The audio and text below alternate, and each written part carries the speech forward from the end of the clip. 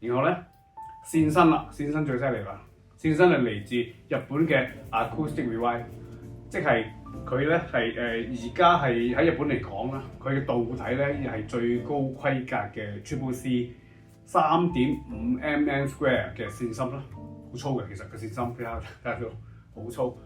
大家好，又係我阿東啦。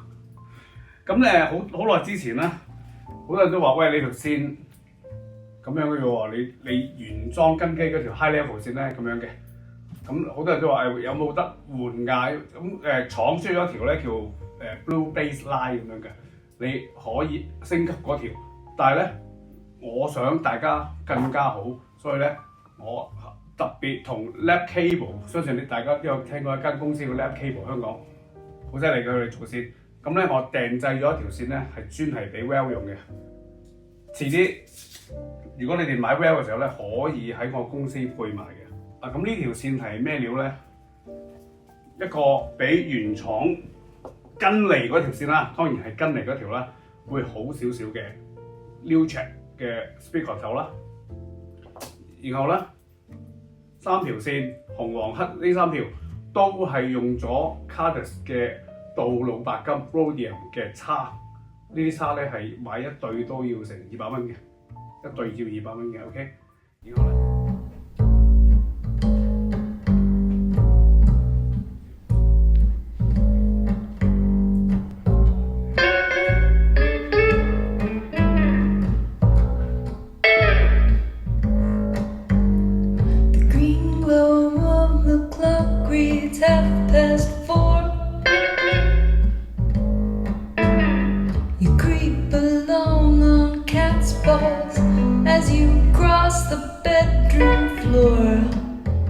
膠同撲之後會有咩效果咧？其實如果你哋八達通，唔知你哋喺個銀包度咧，即將八達通去嘟嘅時候咧，有陣時嘟唔到嘅。點解咧？因為你銀包入面有信用卡啦，有身份證啊，有乜全部都係靠嗰個 NFC 去攞信號嘅時候咧，你就會攣晒路啦。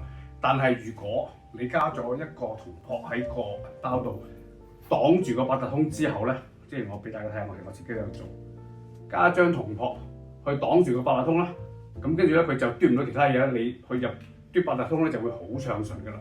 所以加咗銅箔嘅線啦，個背景咧一定係會非常漆黑啦。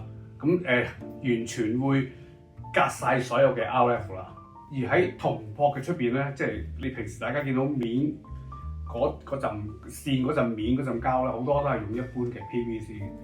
而呢條線佢個面嗰個外層嘅屏蔽咧係特別訂製嘅，咁佢會加入，即係佢做嘅時候咧，會加入一啲電氣石同埋水晶嘅粉末，令到呢兩種物料咧溝埋一齊嘅時候咧，佢會釋放一種能量作用咧，就好似一種天然嘅絕緣體咁啦。其實好多人都唔知啦，大部分地盒都係用呢兩種物料去做出嚟嘅。咁可想而知佢嘅屏蔽到底有幾強啦。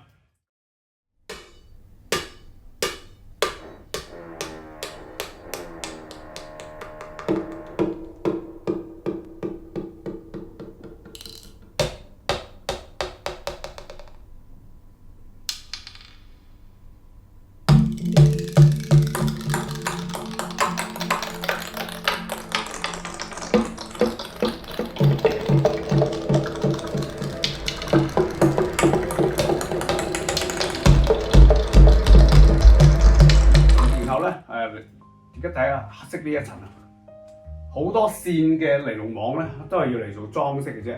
但係呢條線嘅尼龍網咧，其實係加咗碳纖嘅，即係做嘅時候混入啲碳纖佢咯。咁加咗碳纖之後有乜嘢好處咧？就係碳纖加咗入之後可以防靜電。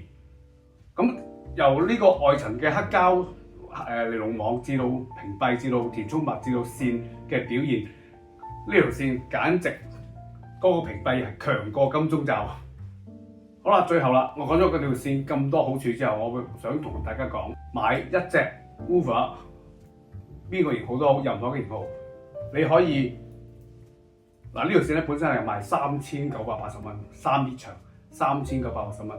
你同我哋買咗 woofer 之後咧，你加1500蚊，然後咧退翻你原廠嗰條，即係呢條啦，將呢條退俾我哋，然後咧佢加1500蚊，我就可以將呢條3980蚊嘅日本 Acoustic Rewind Lap Cable 訂做嘅線咧，去賣俾大家。